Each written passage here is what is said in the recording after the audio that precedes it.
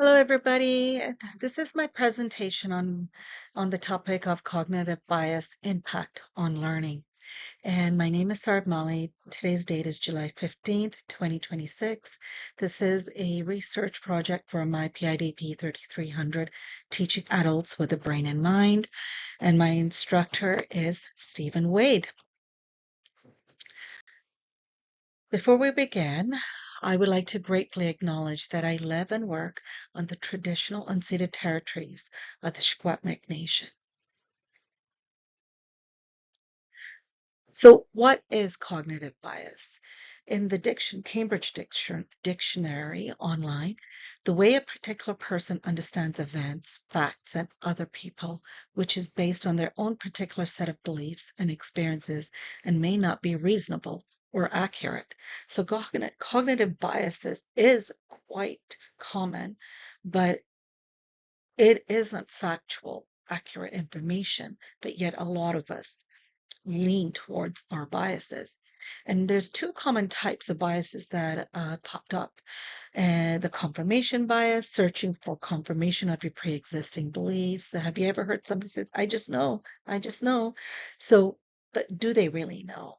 And then there's the anchoring bias, relying on the first piece of information provided. So, for example, say an individual fills out a form and they're reading something literally and they're providing information and a teacher reads that for this new student and it may not be actually accurate. So there, what the cognitive bias does is it's a bit of a rigid thinking. It's a way of thinking in a rigid way when really a skilled educator would keep that in mind. Oh, is this accurate information? Just checking in, especially when they start conversing and getting to know a student. So moving on. And the question is, what impact would it have? And the impact is that cognitive bias would most likely distort the learning process. And that is a very important piece, especially as an educator, that we actually want our learners to learn the content that we're teaching. But preconceived assumptions by a student or a teacher can set them up for an unsuccessful collaboration. For example, a neurotypical learner would most likely be able to navigate those biases and explain themselves should issues pop up. But what if a neurodivergent learner with cognitive load and capacity barriers? So not just a neurodivergent. Let's talk. I just want to quickly touch on this. Your neurotypical person who can handle stress may still be operating and functioning on stress. They may be selling a house, they're expecting a child, and those are kind of common stressors, especially in the world right now, inflation, cost of living, and so forth. So what if it's a neurodivergent individual, somebody whose system is just overloaded, and what impact would their biases would these cognitive biases have on those learners who have cognitive load and capacity barriers? So there's a theory, and it's called the cognitive load theory, and it was formatted by John Sweller, and it describes the working memory processes, and it's through three types. It's the intrinsic, the extraneous, and the germane. And so what cognitive load theory tells us is that it's understanding what the learner is experiencing emotionally and neurologically, not comprehension, not the recall as recalling and the memory load. We're talking about the emotional experience and the neurological experience during their learning. And so what that does is the working memory has limitations and their processing is far more complex and there's more going on in the brain. There are two areas of the cognitive load theory in learning that I wanted to touch on, and that's the extraneous. And this is that extra energy that's required for a neurodiverse person to process information that's disorganized. So, for example, they may be learning the content, but what if the content isn't in order? And it's what is occurring is that extra load, the the extra energy load that is being placed on their brain is just overwhelming. And what that does is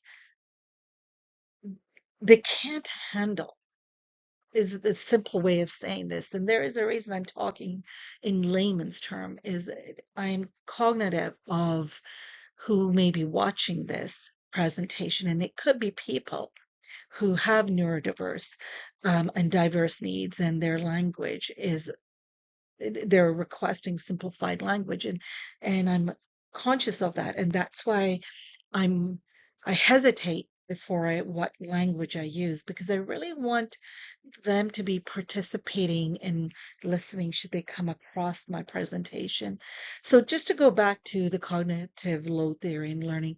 So there so in the extraneous, this is the unnecessary energy for them. For example, they've just come home.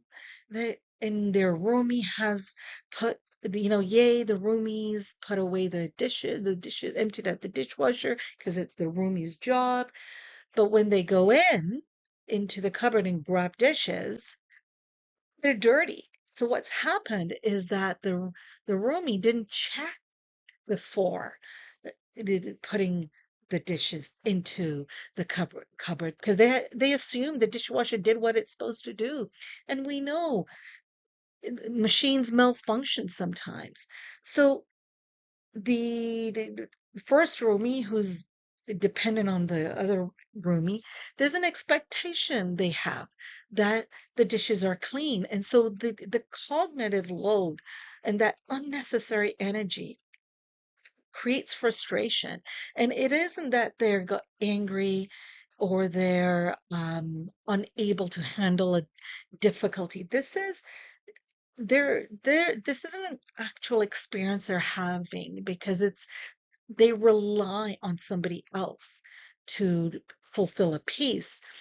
It and the intrinsic piece of the cognitive load theory in learning is that a vast amount of mental energy is required to process information. And those are the steps. And we'll get into that later, into the scaffolding and chunking later. But these steps require a vast amount of energy. And so they may require visual prompts, visual accommodations. They might require simplified language, as I am sharing with you. And so when we look at the intrinsic and the extraneous theories in learning work, we can tell that a a teaching content may not always work for these people who need to be recognized by the educator that it's not that they can't learn, they just need a few accommodations. So I want to bring in this slide, and this slide I wanted to share is a little bit on the intellectual disability history and how we are today understanding the cognitive load theory, for example. So in this text, I really was interested in chapter 6 and chapter 7, and they do align. And this is a text, there's submissions by academics and by researchers. and each chapter is by an individual academic and researcher. So chapter 6 is interesting because it talks about the well-known, I hope it's well-known, literature book, Gulliver's Travels. And I recall reading this book. And but the analysis in this textbook, it talks about how that era in through this the adventures of Gulliver's Travels is actually teaching the reader back then, and it was shifting their perceptions of seeing people with intellectual disabilities. And it wasn't a terminology used back then, and a terminology back then was call slow, and then there was the R word. It's just how people were, and it was just how the language was back then. But what this story did was, in this author, this submission helps us see is that how the cultural shift was occurring and how differences in learning were being perceived. And it would and it was there was a terminology of the enlightened thinkers, and it really began to shift people, and also the rise of the intellectualism movement. And going into chapter 7, Stenton, he talks about how that culture shift in chapter 6 we're talking about is how frameworks began to develop, and how intelligence began to be measured. And of course, for today, a lot of services that children and adults with intellectual disabilities access is based on IQ. And again, as a parent of a child with intellectual disability, the IQ still does not measure her capacity of learning. And so it's a very interesting book, and a lot of our social care and educational frameworks come from this era. And yet the intellectual disability movement hasn't really caught up. And as a parent who's done a lot of research, I wanted to just share a thought, a theory in my research, and see what you would think, and see if educators would be open to this. So in my PIDP, in this course actually, the text that's given is the facilitating learning with adult brain and mind. And in the chapters 8 to 10, and there were a couple of other chapters I did read, but these, interestingly, cover how we apply the understanding of what that cultural shift was happening about 100 years ago, but into frameworks and into concepts and into strategies. And how do we teach adults to do things that they don't know yet? So that could be anybody, but it also could be an intellectual disabled person who's been sheltered and they've been removed from the environment if the environment was hindering their abilities to learn. So when we take them out of that environment, let's use that as an example. We build a meaning, like what is their meaning of life? What is we want to extract from them? What do they have meaning for their life? What do they know and what do they not know yet? And what may we unearth? So Jack Mesereau, in this book, it's a fostering critical reflection in adulthood, a guide to transformative and emancipatory learning. Jack Mesereau, he was an educator and he was a champion who brought to us the transformative theory. And what he did was, today we would say, we're inspiring people to believe in themselves, but he formulated a theory of how we would do that and help adults. learners to overcome their own personal biases that may hinder their learning journey. So we could have somebody who isn't intellectually disabled. We could have, say, a stay-at-home mom from the 50s, and that's all her world was. And now she's a widow, and now she's having to go into the workforce. And but she would be, oh, I don't know how to learn the typewriter. Way back then, it was just the typewriters. She may be having this conversation in her head and sabotaging her possibilities. Jack Mazaro, he he shows us and walks us through how to how to help these adult learners overcome their own self-sabotage and their own personal biases that hinder their own learning journey. And it plays well with how we apply Jack Mesereau's transformative theory into the scaffolding and the chunking and breaking down of the concepts. And there's and the, if I can just put into this point, that right now, majority of our education framework is based on Bloom's taxonomy. And it's been around, I believe, since 1956. There's been changes, there's been updates, and it's the taxonomy of educational objectives. And this is mainly in North America, and it's Bloom's taxonomy. So there's all versions, but in the adult, the cognitive domain, there's these 6 areas of the hierarchy: the remembering, understanding, applying, analyze, evaluate, and create. And so when we have this educational framework, we also have assessments and evaluation. So I wanted to share the assessment tools that PIDP 3220, or I'm going to get this wrong, or 3210, um, is one of our courses for building on our PIDP. And what it is that, yes, there it is, 3230. And what it is that, so we've got the Bloom's taxonomy, and then we've got the assessments and evaluations that we use for adults. So when we apply this, this is what we're learning.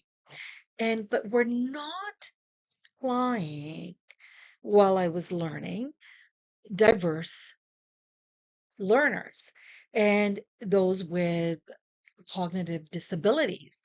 And how do we give them a chance with what information resources we have? So Bloom's is successful at capturing the gaps. So they're good at capturing the gaps and the achievements, and that's the framework, and helping the learners on their learning journey. And then so the educator will find strategies in assisting them achieving their goals and outcomes. Now, there's a taxonomy called the New Educational Taxonomy, and it was written by Marzano and Kendall. And I just noticed I didn't put their year in. And their taxonomy, their new educational taxonomy, which is Australian, is, I think they were Australian researchers, and their educational taxonomy, I find, would fill in the emotional aspects that we talked about earlier, that learners need a little, those, especially those with diverse needs, they, with the cognitive load, they need a little bit more than just rigid expectations and assessments that we work with right now, that we're being trained on, because it's a holistic way of looking and applying onto the Bloom's taxonomy. And it's not that Bloom's is rigid. There is room. There is room to interweave Marzano and Kendall's new educational taxonomy with Bloom's taxonomy. And what it does, it fills in where the learner can present areas of their whole self and meet the gap and help the educator meet those gaps and achievements. So how do we align these existing resources with Bloom's? So Marzano's, and there we go, 2007. So their focus is on the self system, their emotional barriers, such as anxiety, such as self doubt, and this is where transformative theory comes in and Jack Mesereau's work. And then there's a metacognitive, the executive functioning. So we have an adult with a learner with executive functioning issues that say they have ADHD. So that's going to be a real barrier based on the Blooms. And if a teacher is aware of educator or alphas are aware of the metacognitive knowledge, they can interweave, helping the adult interweave with Bloom's, helping the adult with their executive functioning so that they overcome these processing barriers in learning and retaining the knowledge. And then there's the cognitive, and this is the barriers of recall and comprehension. And this is where we would go into the aspect of the capacity of, are they comprehending? Are they capturing? Are they able to evaluate? And are they ever able to generate what they're learning? So if they unlearn, are they able to learn, retain, and apply? So with Marzano and Kendall's taxonomy and with Bloom's, we can capture these people and work with Jack Mesereau's transformative theory. And on the other side, I did on the other column, there are two literatures that I wanted to share, and these literatures exist. So if it is an intellectual disabled person, there is literature where an educator can access, and there's this resource assists in assists the assessments that we have, the as I listed in previous slide, the classroom assessment techniques, and then there's the intellectual disability assessment and identification. With these two resources, an educator can successfully and confidently assist somebody with neurological or cognitive load barriers. And then below is a really interesting book I came across as a parent, and that could help an educator learn and understand what causes intellectual disabilities. And it could be acquired after birth, it could be in utero, it could be inherited. And that resource is another resource that we can ladder upon in helping our learners. So how do we collaborate, Bloom's and taxonomy and Marzano and Kendall's educational taxonomies? So one column, Bloom's, Bloom's taxonomy requires reliability in that hierarchy, as I had explained, the recall, explain, use, organize, and identify. Yet on Marzano and Kendall's taxonomies, they focus on the self system, the metacognitive and cognitive. And again, if we interweave and collaborate those two, we can easily help somebody who who has a traumatic brain injury and they're anxious, and we can help them in their anxiety, the emotional barriers, the self-doubt. We can have a lady who's coming, or an individual, sorry, could be a male, leaving uh, abusive situations, and they've got a lot of self-doubt. So there's literature, there's resources, and I wanted to see if I can present, and I truly do believe I've succeeded in doing this, is that we can interweave these two taxonomies. And it is not how our educational frameworks are set up in in North America. But if there's an educator watching this, and hopefully I have um, presented a good presentation and argument of how we can do this, and we have existing resources and texts by quite learned academics. So how do we align the two taxonomies before the frameworks? Relationship building, of course. Relationship building is the most underutilized aspect of connection. You cannot teach anybody anything, child, friend, student, learner, teacher, your child, without a build, without a foundation of trust and understanding. And that is relationship building. And that they're foundational blocks.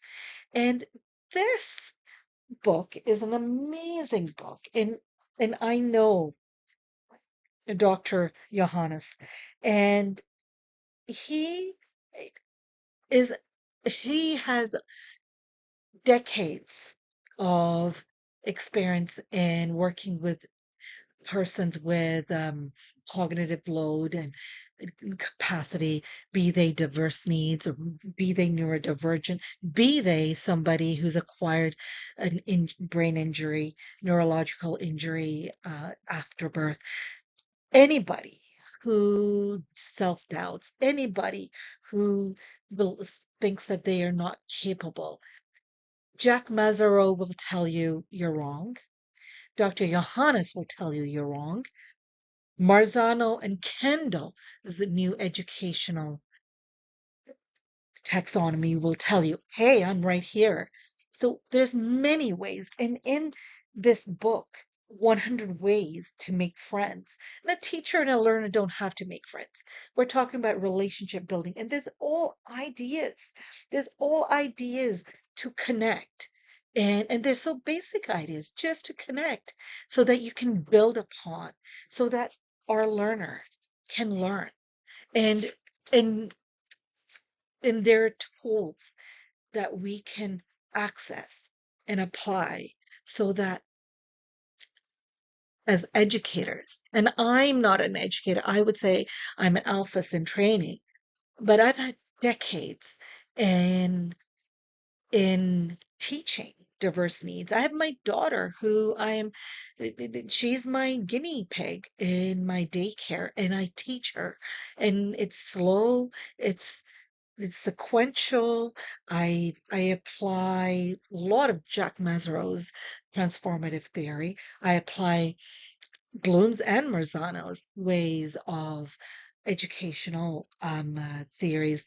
And the other thing that we should always look into is that processing can bottleneck at some point for some people who are high in their stress load, and that limits the memory.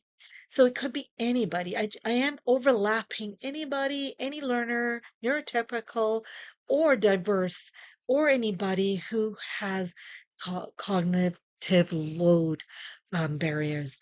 So if an educator applies these tools and resources, I think we're a few steps ahead in helping our learners meet their goals and outcomes. And eventually, the big goal of a certificate, a diploma, a degree, the reach is possible, and we have to believe in them, and they will believe in themselves. And it starts with relationship building. Thank you, everybody. Thank you for listening, and I appreciate you attending and watching my presentation.